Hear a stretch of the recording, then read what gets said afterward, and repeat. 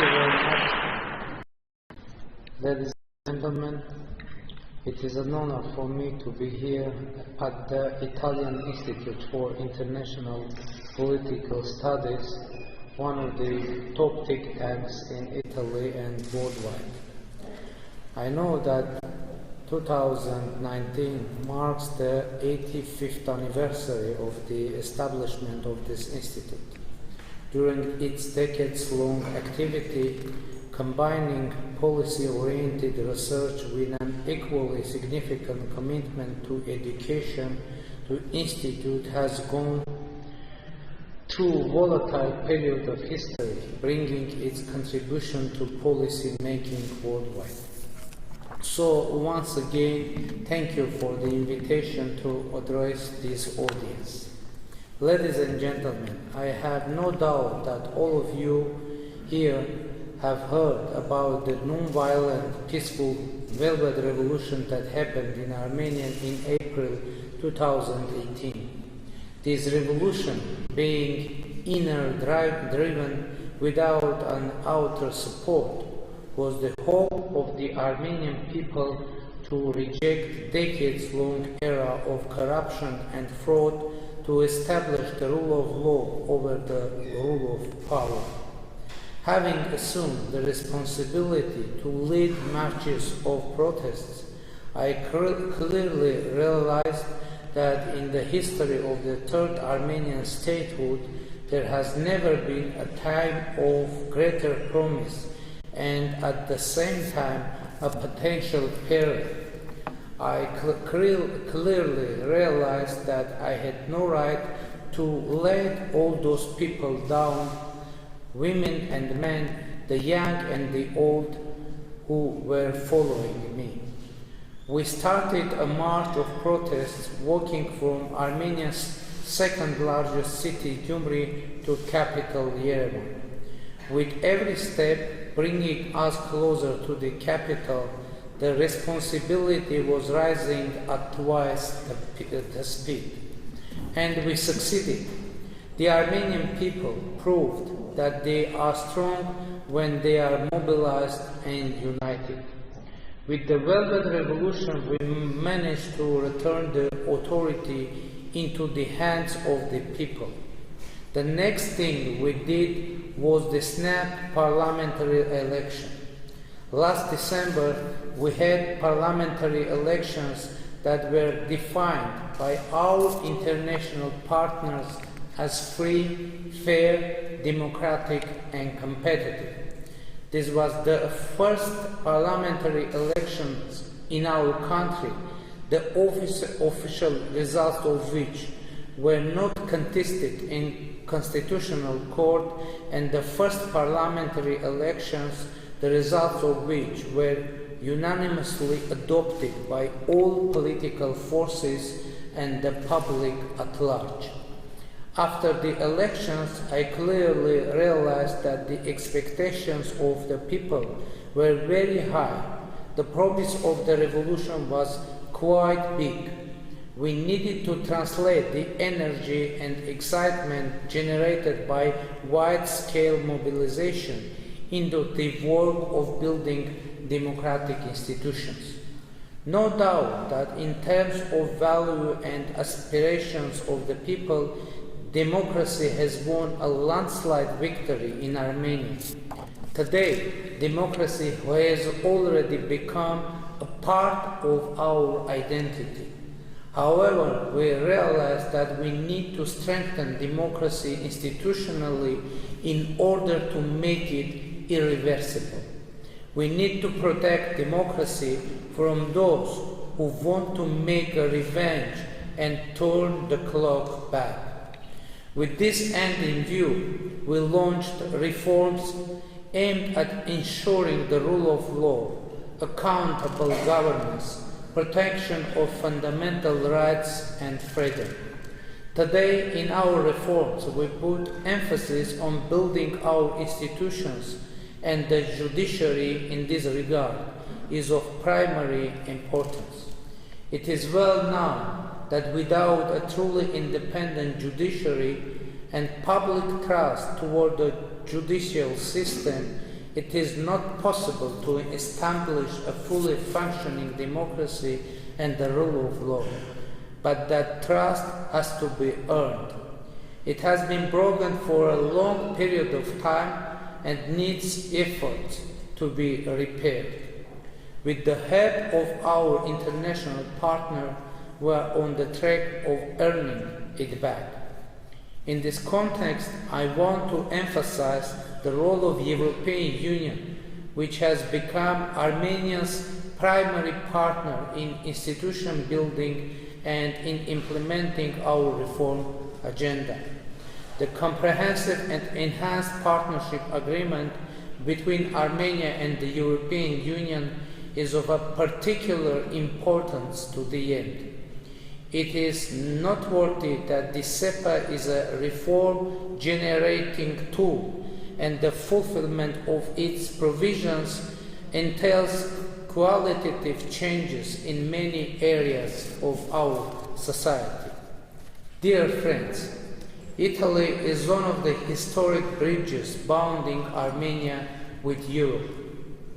Today, it plays an important role in expanding cooperation and strengthening political, economic, and cultural relations between Armenia and the European Union.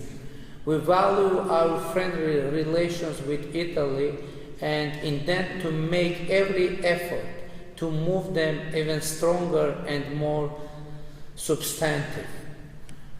Close ties between our peoples go deep into the history when Armenia and the Roman Empire were neighbors, as it is depicted in 4 ancient maps on the wall of the Roman Forum. Back in the 1st century BC, Armenia was even declared a friend and ally of the Roman people. The close ties between our ancient peoples are based on shared values and the common Christian traditions, which of course are of the cornerstones of our friendship. For Armenians, it is of a great importance that the holy relics of the first Catholicos of the Armenian Apostolic Church are stored in the churches of San Giorgio Armeno of Naples and Nardo. One of the most important centers contributing to the renaissance of the Armenian culture is the modern era. In the modern era is the island of St. Lazarus in Venice, where the congregation of Mkhitariyats was founded 3 centuries ago. The congregation, which is still one of the major centers of Armenian studies, played an invaluable role in the enlightenment and cultural development of the Armenian people.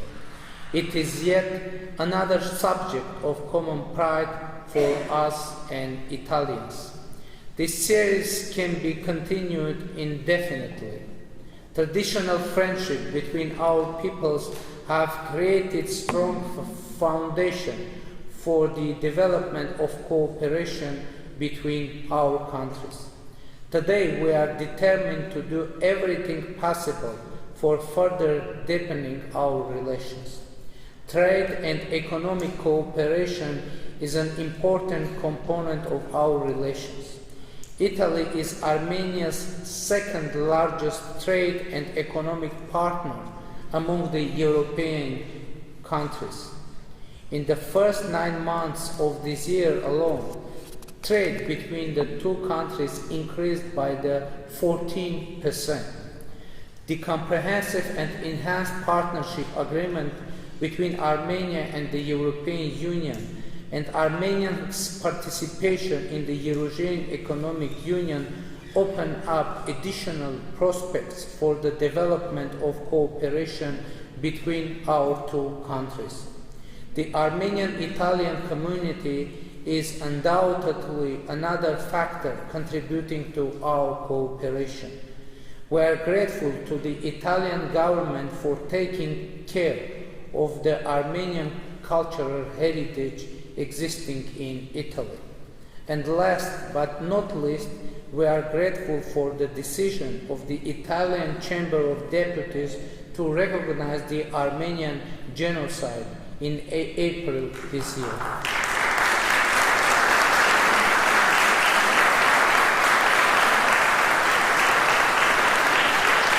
Thank you. Ladies and gentlemen, all of you here know that Armenia is located in a volatile region with many security risks and challenges.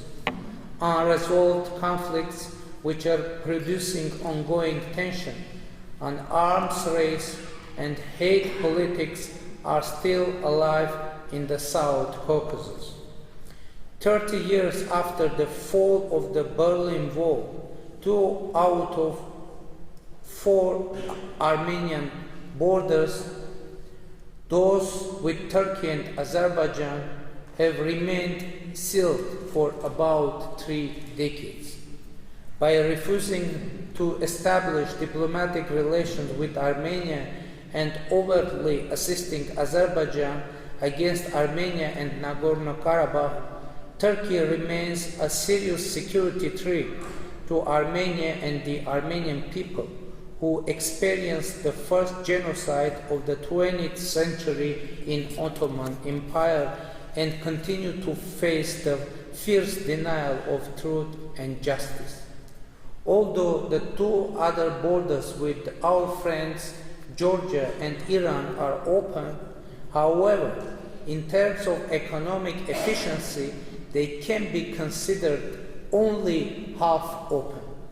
Foreign policy challenges of our 2 neighbors limit the potential for external relations of our economy and undermine the possibilities for a full-scale regional cooperation.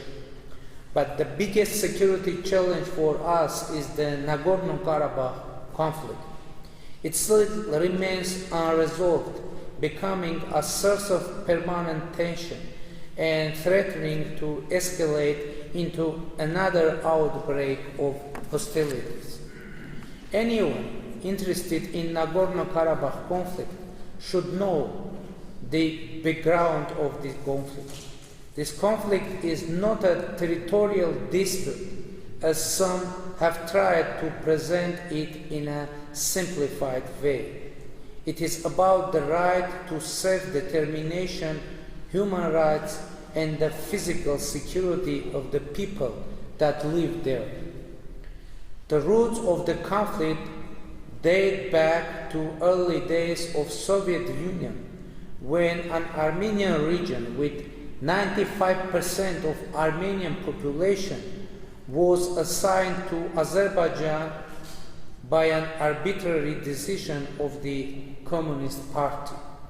This happened as a result of an agreement reached between Bolshevik Russia and Kemalist Turkey in early 1920s. During the Soviet era, conflict was manifested by systematic and violent discrimination against the Armenian population, who formulated their bid for self-determination in 1988, just on the eve of the demise of the Soviet Union.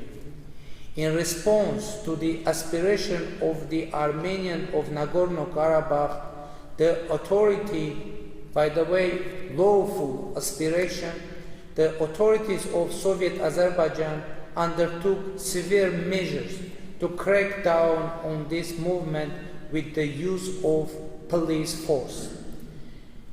Ethnic cleansing with mass atrocities against Armenians were exercised in many areas of Nagorno-Karabakh and Azerbaijan. Then, as the Soviet Empire was in the process of disintegration, Azerbaijan, like other republics, started its withdrawal from the USSR. In accordance with the Soviet constitution, if a member republic declared its intention to separate from the USSR, the autonomous regions under its jurisdiction were entitled to determine their own status, which included the secession from the Republic. Making use of the Soviet constitution, Nagorno-Karabakh Autonomous Region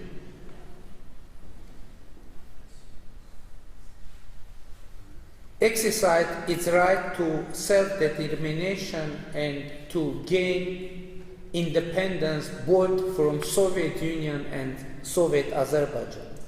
Nagorno-Karabakh declared independence from Azerbaijan exactly in the same way as did Azerbaijan separating from Soviet Union.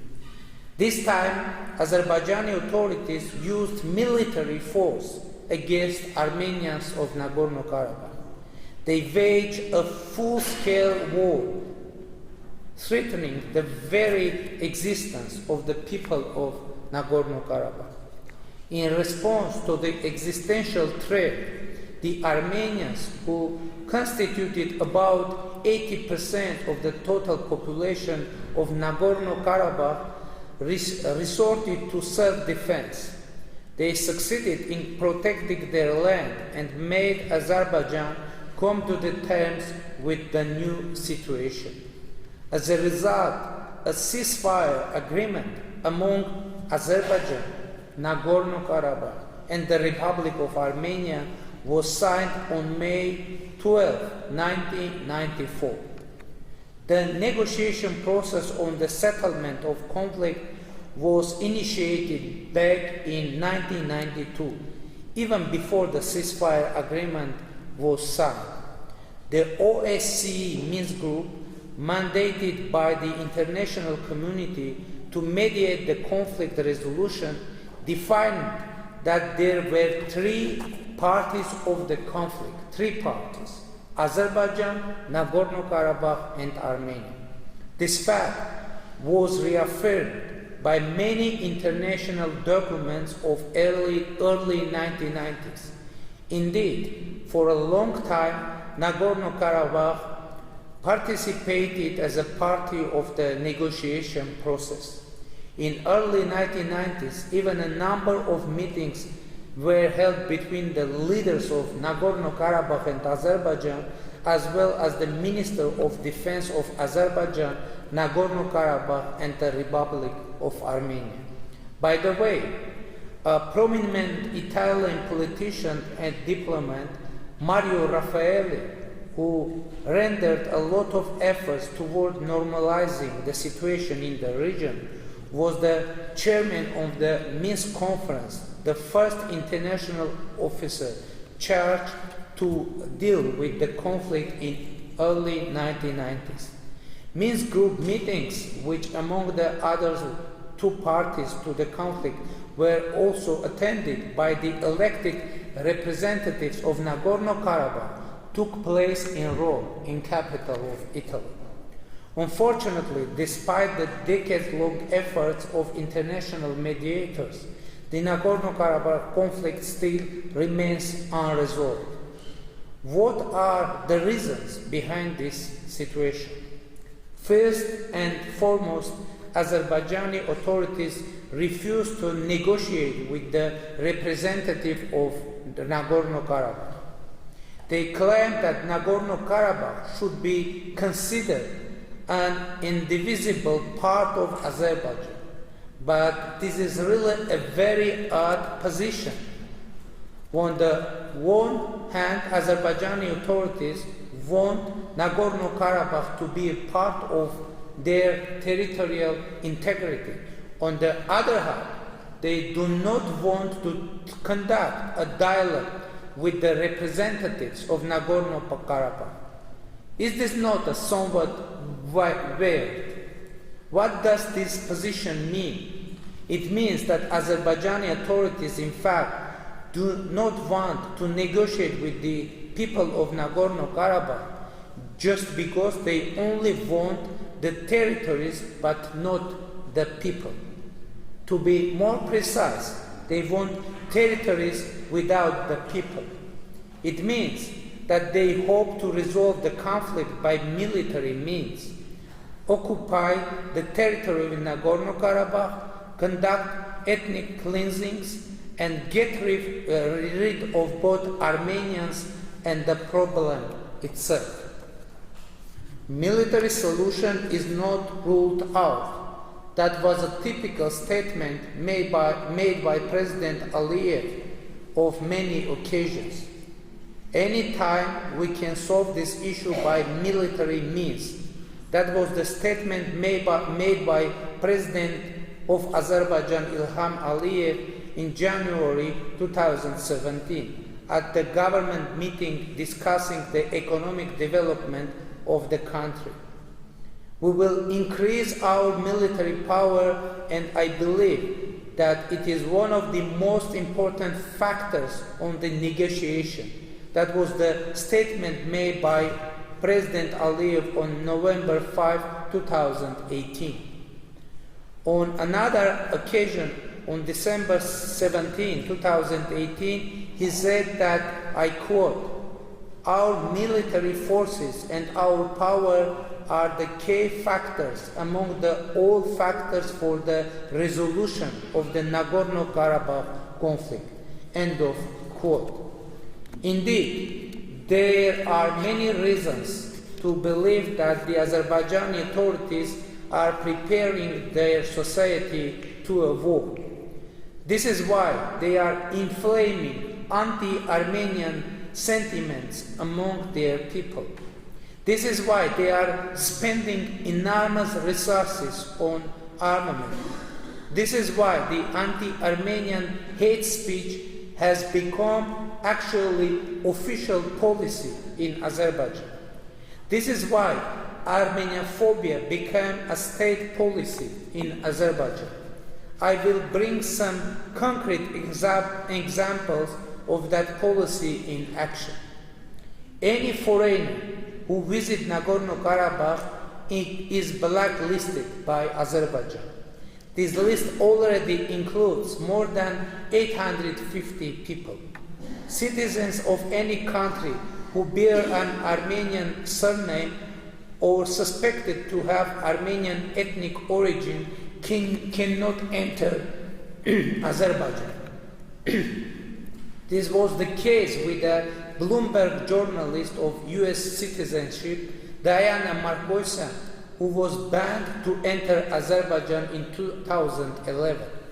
In 2014, this was the case with a Turkish orchestra musician, Refer Noyan, who had an Armenian-like surname.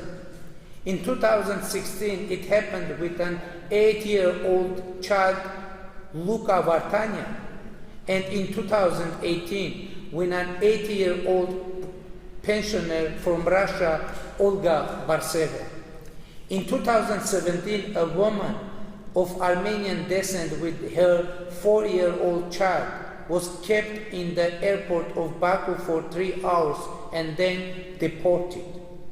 This list can be continued, but probably the most notorious case happened with Arsenal, now Roma player Henrik Mkhitaryan, who missed the final match of Europe League in Baku, capital of Azerbaijan, just a few months ago.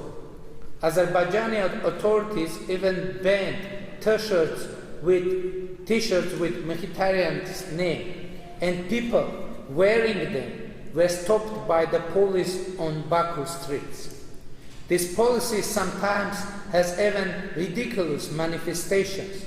Just a few days ago, a driver was detained in Baku merely for listening to an Armenian pop song. But the most tragic and cynical case was the one with Ramil Safarov, who murdered with an axe his Armenian classmate of a NATO seminar in Budapest. Safarov killed his Armenian classmate when classmate was asleep, and Safarov was sentenced to life imprisonment.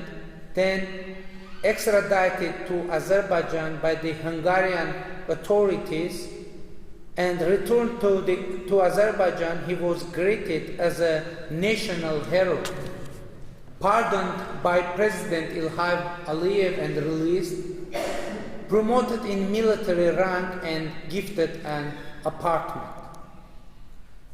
Dear friends, notwithstanding all these circumstances, notwithstanding anti-Armenian policy of the Azerbaijani authorities, Armenia is taking concrete steps toward finding a mutually acceptable solution to the conflict.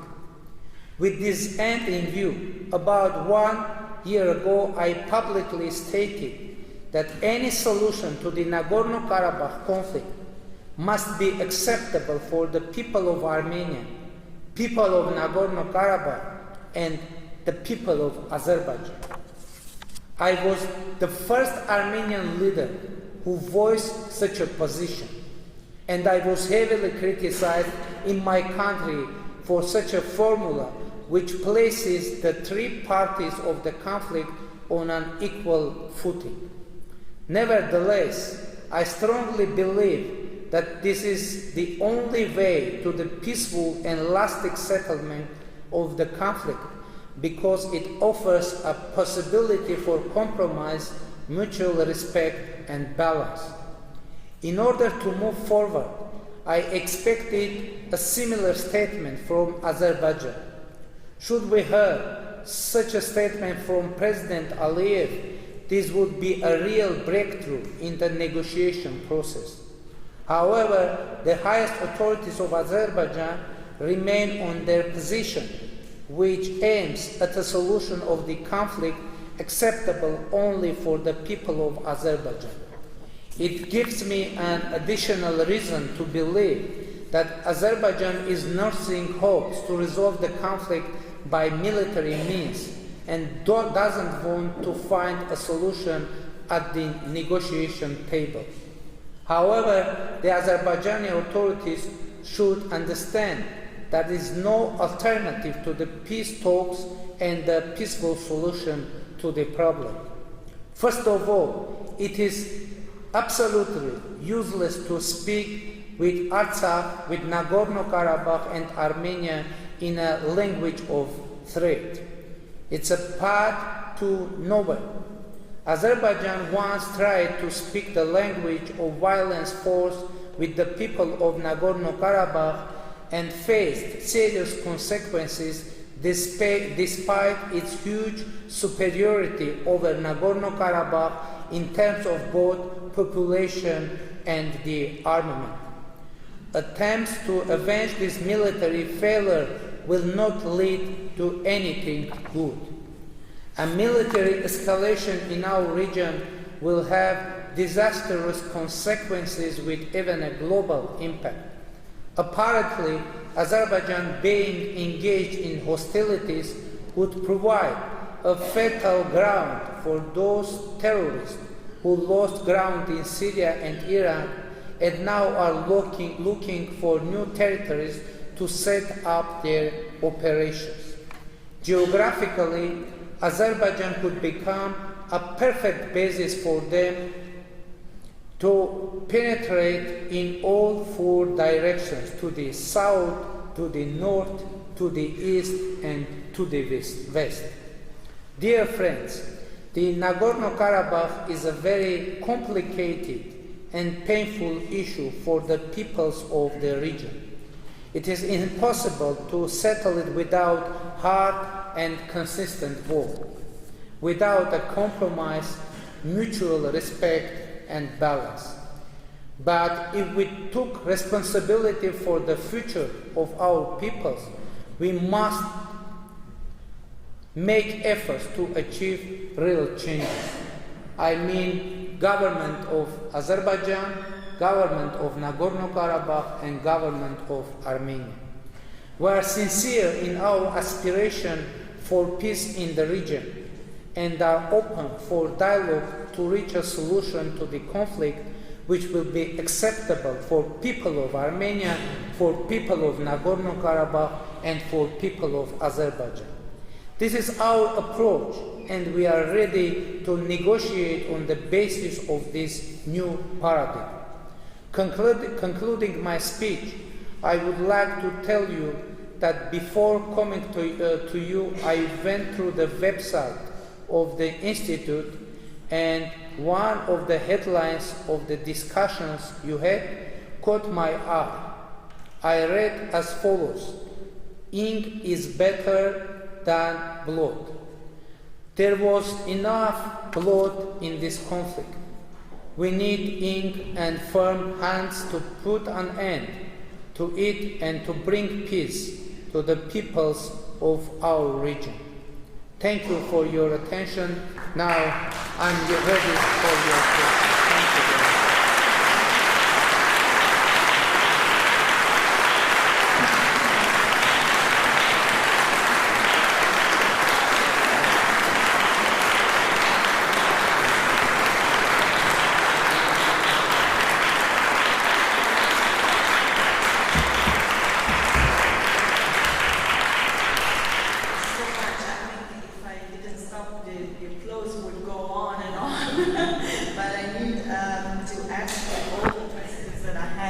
There are many, because there are many issues in your domestic and foreign policy that I would like to tackle.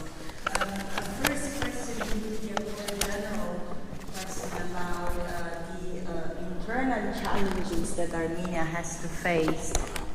You mentioned, of course, the biggest one, the frozen conflict, which is not frozen at all, as we witnessed in 2016. So apart from the frozen conflict in Nagorno-Karabakh, what are the main challenges that your government has to tackle, and what are the tools at your disposal to tackle them?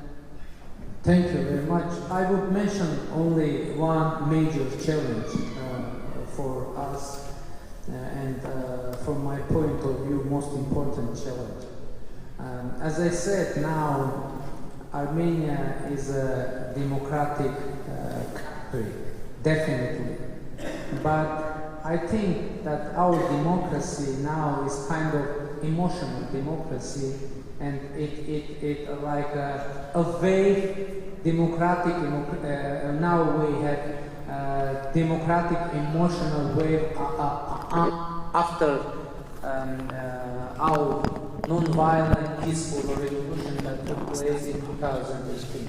And now we need to make our democracy, to transfer our democracy from emotional democracy into the institutional democracy, to guarantee the sustainability of our democracy. And for us, most important challenge is to make our reform agenda, democratic reform agenda, implemented. And we need to have strong and reliable electoral system. We need to have strong and reliable and independent judiciary system. Now it can seem strange, but now we have a new country with old judiciary system, because we had revolution in our society. We had revolution in terms of political system. We had even now the economic revolution is on the way, but actually we have no major changes in our judiciary. So our main challenge is make our democracy sustainable. And I'm very glad that in this way we have support of our international partners and support of European Union, particularly Council of Europe, and of course it is very important agenda. And I mentioned economic revolution, and it is also very important for making our democracy sustainable, because I think that for sustainability of our democracy, it's very important to overcome the huge scale of poverty in our country. And for that, we have managed to fight monopolies and to open new economic opportunities for everyone. And now our main message to our people is that only tool for overcoming the poverty is economic activity. And now we have many programs to encourage our people to start economic activities, and I'm very glad that this motto is bringing concrete result, and this year we expect to have economic growth more than 6%, and it is very good news for us.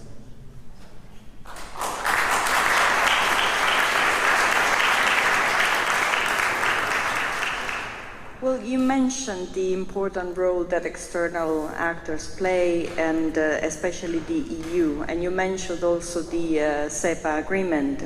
So I would like to ask you, what are the dimensions that could be improved? What is Armenia expecting from the EU?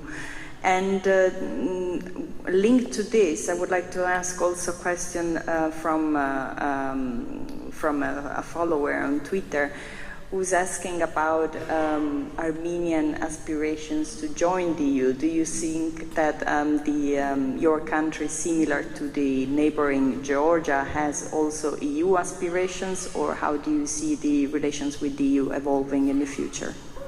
You know that Armenia is a member of the European Economic Union, and in our agenda we have no question of joining European Union, because we are in the process of economic integration in the European Economic Union. But in terms of democracy and institution building, and we are cooperating closely with the European Union in the framework of SEPA, which is actually a mutual agenda of making a stronger Armenian democracy in Armenia. And by the way, I would like to stress that democracy for us isn't something that was brought or was imported from anywhere to Armenia, because it is very important to understand, despite I know that many countries or many institutions are very suspicious about the revolution in Armenia, but it is very important to state that it was totally inner-driven process, totally domestic process, and there was no one foreign force engaged in our revolution. And by the way, my belief is that is the most important reason that we have managed to make this revolution totally peaceful, totally, without any victim, without any violence. And it is very important to understand that democracy is in mind of our people. Democracy is like our national value, and it was showed within our revolution when 100,000 people stood up for democracy, for rule of law, and for fighting corruption, and for making Armenia as a real democracy. And I'm very glad that now Armenia is considered like a hope for democracy worldwide. And I would like to assure you that we will address the hopes of international community for making democracy strong again.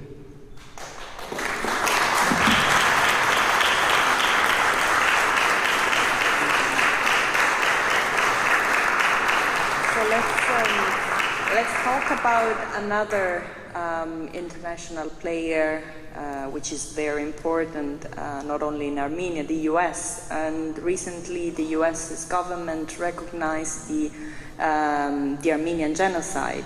And that was a decision that, you know, it took over 30 years for the US's government to achieve. So how do you evaluate this decision, and how do you think it can impact on the regional equilibrium? Yeah, of course, it is a very important decision, and but I would like to stress that in United States the recognition process was going on for many years because state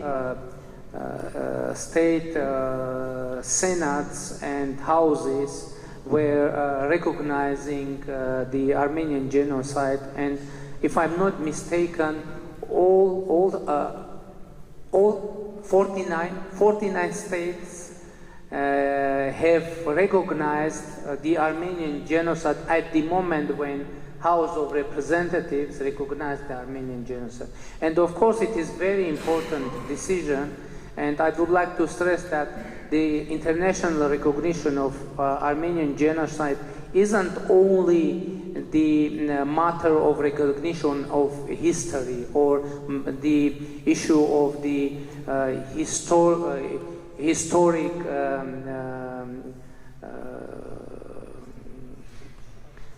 judiciary. Yeah?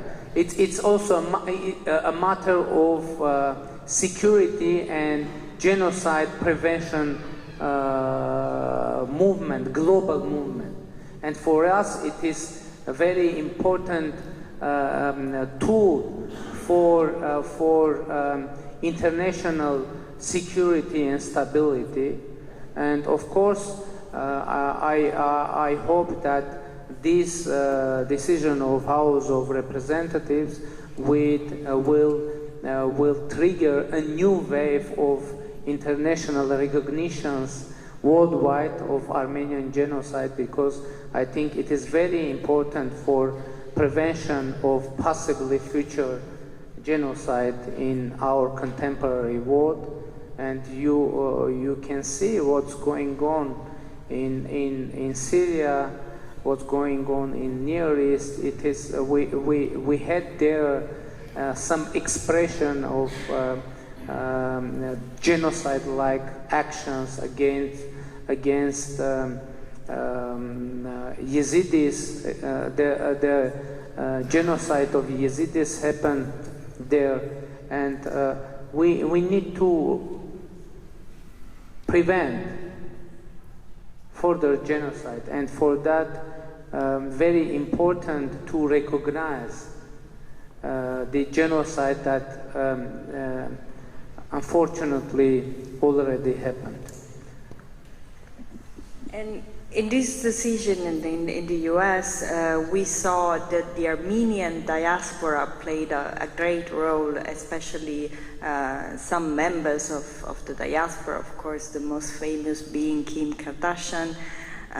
So my question now would be, how do you evaluate the role of the diaspora worldwide, and whether you have some programs for the return of some members of this diaspora, also considering the demographic problems facing Armenia? Yeah,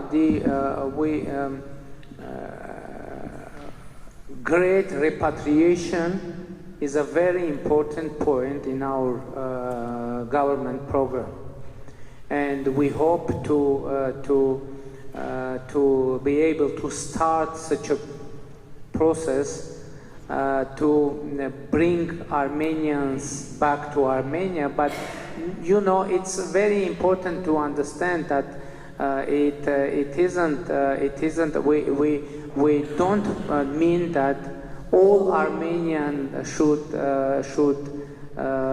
always live in Armenia, because in contemporary world it's very important for everyone to be able to move around and go to the different countries. But for us, it's very important to bring some Armenian investment to Armenia as well, and of course bring many people to bring back many our compatriots to Armenia, because now we opened new opportunities and we created new situation and atmosphere in our country. And by the way, the number of the Armenian citizens seeking asylum in the European Union decreased tremendously after our revolution, and it is very concrete fact that now Armenia is much more attractive for Armenians to live in. And by the way, you mentioned Kim Kardashian. Recently she visited Armenia and she said, not this time, before that, this time she came with children but unfortunately Kanye didn't visit, and she came to baptize her children in Armenian church, and I met with her, and she said that is intended to start a business and to make investment in Armenia, and I think it is very good news, and we hope to have Kim Kardashian in Armenia, not only like a TV star, but also as an investor, which will be very good advertisement for Armenian investment for making investment in Armenia. Well, she is a businesswoman, so why not? I would like to ask also about relations with Turkey. You already mentioned that the relations remain problematic, but I would like to ask whether there are some concrete prospects for normalization in the future, and how the EU could help Armenia and Turkey achieve a normalization in their relations. You know, I said already that unfortunately our border with Turkey is closed. But the question is, who closed this border? Actually, this border is open from Armenian side. It is closed from Turkish side. And we have very strange situation, as Armenia announced we are ready to start diplomatic relations with Turkey without any preconditions. And the problem is that Turkey ties relation with Armenia with Armenia's relation with Azerbaijan. And it is very strange situation when the relations of two countries are connected with the relations of Armenia with the third country. And it is quite strange situation, and as I said, Armenia is ready to start diplomatic relations with Turkey without any preconditions. And if Turkey is ready to start diplomatic relations with Armenia without any preconditions, it can bring concrete changes in our relations. But unfortunately, we have no any information that Turkey is ready to start such a relation, because Turkey has some precondition connected with Nagorno-Karabakh, and it makes the situation more complicated. I would have a lot of questions, but I know that you have to visit La Scala tonight. So I would like to conclude this talk with my last question, which is, of course, about Italy. You mentioned the great historical and cultural ties that unite our countries, despite the results of the Euro 2020 match a few days ago. I hope you still like us. You shouldn't have mentioned that. You have to know that I was rooting for Armenia, I swear. So I would like to ask about the relations between the two countries. What are the dimensions that could be strengthened? What could Italy do in particular for Armenia? Invest in Armenia, first of all. And recently I'm very glad that during last month we have 2 Italian companies and in Armenia started activities in Armenia, one in textile, another in ceramics, and it is very important move, and we hope to attract some investment from Italy to Armenia, because it is very, I've mentioned about the European Union, because due to some troubles, economic troubles, sanctions, etc. with Russia, and Italian business could invest in Armenia to have easy access to the Russian market, to the market of European Economic Union, and of course, we hope to have more economic ties with Italy. But I should mention once again that Italy is the second biggest trade partner for Armenia in European Union. But we hope, and only this year, we have 14% of growth in bilateral trade. But we hope Italy to become first trade partner, economic partner in European Union, but not in expense of other partners, but in the process of growing our economic ties and relations. And one more time, I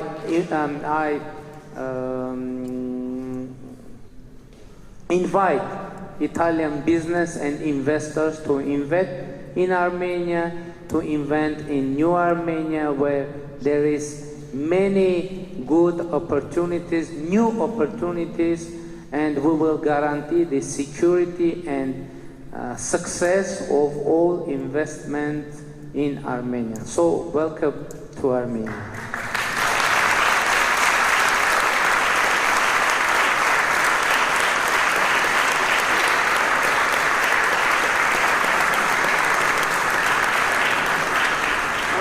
I can personally say, apart from safety of investments, also great food and very warm people are guaranteed in Armenia. And on this, I didn't want to mention food and wine, Armenian food and wine in Italy, to be diplomatic, you know. But I'm very glad you mentioned that. I am a testimony. You have great cognac and great food and great people above all. And on this note, I thank you once again for being our guest, and it was a real honor for us to have you here. And wish you all the best for this new Armenia's undertakings, and of course enjoy La Scala tonight. Thank you very much. Thank you.